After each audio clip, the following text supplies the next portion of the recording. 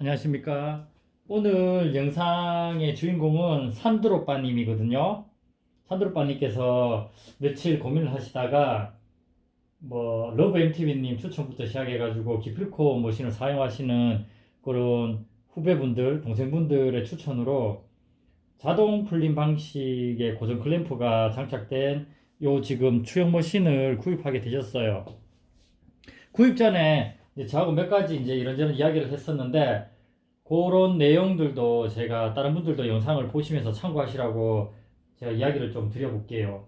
우선 산드로빠님, 이 머신은 공장에서 이렇게 그대로 온 그 상태예요. 이 상태로는 절대 배송이 가지 않습니다. 안쪽에 손 봐야 될 부분이 있을 수 있고, 또 사용 중에 좀 사용감이 좀 떨어진다 싶으면 제가 가공을 추가로 한다든지 연마한다든지 이런 일들이 있거든요. 근데 이걸 지금 찍는 이유는 받으시면 이렇게 조립하시라고. 조립하는 그런 방법은 똑같아요. 세팅하는 방법. 그 방법 지금 가르쳐 드릴 겁니다. 저도 이런 식으로 밴딩해서 갑니다. 이건 알아서 자르시면 되고, 공장에서는 이렇게, 이거 뭐라고 합니까? 이런 철로 박아오는데 저는 이렇게까지는 안 하고 그냥 밴딩만 더해서 보내드려요. 항상 산드로빠님이 아니라 그 이전에 구매하신 그런 유저분들도 저는 귀찮다고 안 하는 게 아니라 항상 이렇게 다 분리를 합니다. 해서 하나하나 확인을 다 하고 상태가 안 좋으면 축을 늦춰서 성능을 끌어올려가지고 그렇게 가거든요. 그래야지 좀 기필코에서 사는 그런 이유가 되겠죠.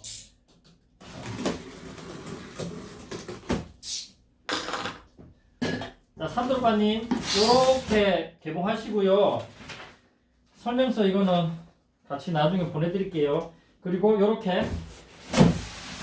스티로폴 박스 떼면 공구 박스. 제가 보내드릴 때는 공구 박스 여기서 막 내용물 튀어나와가지고 키스 다 낸다고 여기에 꼽아서 보내드릴 거예요. 여기서. 그러니까 여기서 빼시면 돼요. 여기서 꼽아드릴 거예요.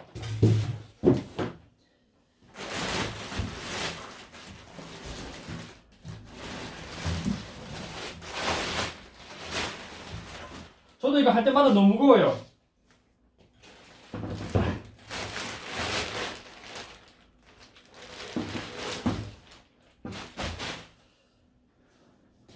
추는 여기 있습니다. 여기. 확 잡아당기지 마시고 그러면 비닐만 끊어지니까 무게 살살 달래가면서 이렇게. 안에 스티로폴은 좀 찢어진 부분이 있는데 전혀 이렇게 상관없으니까 충격을 못 막아주는 게 아니거든요. 다 이렇게 필요한 부분은 좀 찢어져도 다 잘 버텨주니까 이런 건 좀 신경 쓰지 마시고. 자, 도착했습니다. 도착하면 이게 흔들리면서 축대를 쳐요. 그래서 제가 보낼 때는 여기에 이렇게 테이핑을 해서 갈 테니까 이걸 자르시고, 아시겠죠? 그리고 자, 요렇게 돌리셔서 들어 올려요. 들어 올리면 여기 딱 막혀있게 돼 있거든요. 잠깐만요. 제가 봤을 때는 러브 MTV님이 다 가르쳐 주시고 싶은데, 자, 이 부분을 이렇게 푸시는 거예요. 그리고 한 팔로, 자, 이거를 다시 이렇게 촛대가 턴테이블 쪽으로 라켓을 안 때리게, 자, 이 정도. 여기에 간섭만 없도록 조금 더 깊이 넣을까요? 그리고 너트를 꼭 조여 주시면 됩니다. 그래야지 얘가 꽉 힘을 받거든요. 얘 혼자만 있으면 요 기둥에만 힘을 받는 거라서 이걸 너트를 꽉 조여 주시면 좋아요. 그러면 얘가 이제 앞으로 치질 않죠. 그죠? 그리고 뒤로 넘어가면 뒤도 이렇게 딱 막아줍니다. 이 밑면에 안 닿게, 바닥에 안 닿게. 추가 워낙 무거우니까 이거 잘못하면 꿍꿍거리거든요. 그래서 이 부분을 이빨의 뿌리처럼 단단하게 고정해 주시면 됩니다. 아시겠죠? 그리고 요게 이것만 하면 솔직히 다 끝나요. 딴 거 필요가 없으니까. 추는 간단합니다. 그러면 이제 볼까요? 또 고정해 놓고 제가 또 계속 설명드릴게요.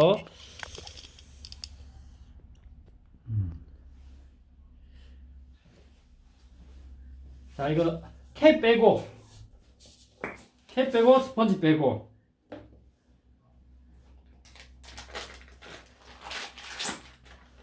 추는 여기 볼트가 있습니다. 이게 이제 두 개가 하나로 엮어주는 건데 테니스는 두 개, 배드민턴 하시면 이거 하나 풀어내면 되고 이래요.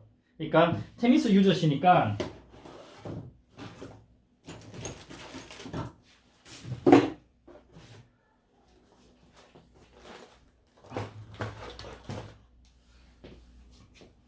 요 안에 요 노브라 해야 됩니까?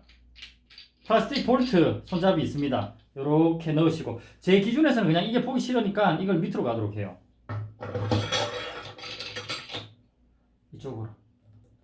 어떤 분들 여기에 이렇게 테이프 있는 이 부분에 막 쪼으시던데 이러면 다 손상되겠죠. 그러니까 최소한 이렇게 촛대 뒷면이나 걸릴 것 같으면 옆면 정도까지는 괜찮습니다. 그리고 다시 꽂으시고 추를 읽는 부분은 요 안쪽을 읽으시면 거의 정확해요. 밑에 부분 수치 여기가 50파운드거든요. 그럼 51, 52 이건 지금 53파운드 정도 나올 거예요. 그렇게 생각하시고 실텐션은 텐션 측정기 추가로 구입하셨으니까 그걸로 확인해 보시면 됩니다. 자, 그럼 이렇게 됐고 다음에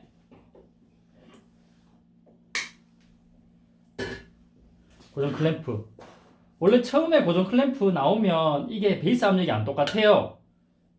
천만다행으로 비슷하면 참 좋은데 또 이렇게 사용해보면 풀리는 감이 다른다거나 저항이 있어요. 그러면 제가 이걸 다시 다 조정을 합니다. 그리고 이 기둥의 그런 위치도 일반적인 그런 테니스 라켓에 맞게 조정을 하고 이게 팔아보면서 한두 건 발생한 게 뭐냐면 아무리 밑에서 쪼아도 이 기둥이 이렇게 딸려 들어가는 그런 움직이는 그런 불량건이 있었어요. 그래서 당연히 그 부분도 처리해 드렸지만 요즘에는 신규 모델이 출고되면 무조건 이게 한번 고정하면 절대 안 움직이도록 그렇게 추가적으로 부품을 다 바꿔서 그렇게 나가고 있어요.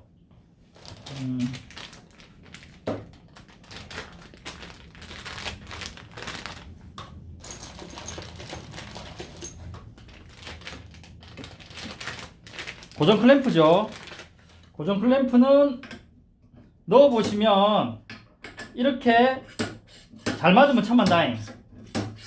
혹시 조금 이거 왜 이렇게 잘 안 내려가지 싶으면 한번 바꿔보세요. 이렇게 두 개. 궁합이 조금 다를 수도 있고 그리고 사용하면서 조금 더 이렇게 필요에 맞게 자기들끼리 궁합이 잘 맞아 들어가요. 만약에 필요하실 것 같으면 WD 같은 이런 점성이 묽은 거 많이 뿌리시면 안 돼요. 이렇게 조금 뿌리고 나서 요렇게 왜냐하면 이 간극이 되게 빡빡하기 때문에 점도가 높거나 또는 많이 뿌리면 이 자체가 여기서 이렇게 안 움직여요. 빡빡해지는 거예요. 그래서 최대한 흘러내리지 않게 이렇게 손으로 한 번씩 또 안쪽도 한 번씩 닦아주고 만약에 한 1년 2년 사용한다 그러면 말이죠. 지금 막 계속 이렇게 자주 뿌릴 필요 없어요. 그럼 밑에 오일이 고여가지고 괜히 여기에 고정하는 부분에 또 고정력이 떨어질 수도 있으니까 이런 식으로 이 작은 차이가 뭐라고 이것도 좀 차이가 나긴 나죠. 이렇게 내려보면 사용감의 차이가 좀 납니다. 이렇게 손으로 그 정도로 묽게 이렇게 도파라는 뜻이죠. 근데 이 제가 이렇게 세팅하면서 이게 이런 게 필요한 것 같으면 제가 미리 다 해서 나가요.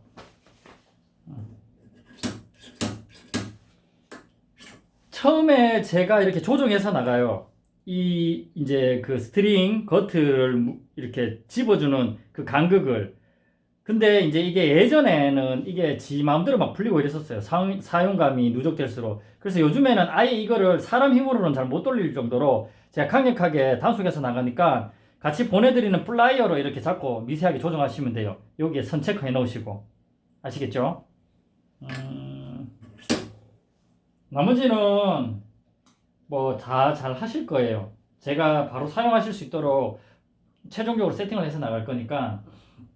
그리고 텐션 측정기로 이렇게 실텐션 측정하는 것도 제가 이미 동영상으로 많이 촬영해 가지고 업로드 해놨으니까 참고하시면 될 거예요. 제가 스티커를 붙여 드릴 거예요. 스티커 이쪽이나 이쪽이나 그러면 그쪽 기준에 라켓의 12시 방향을 항상 위치시키세요. 왜 그렇게 제가 하느냐면요.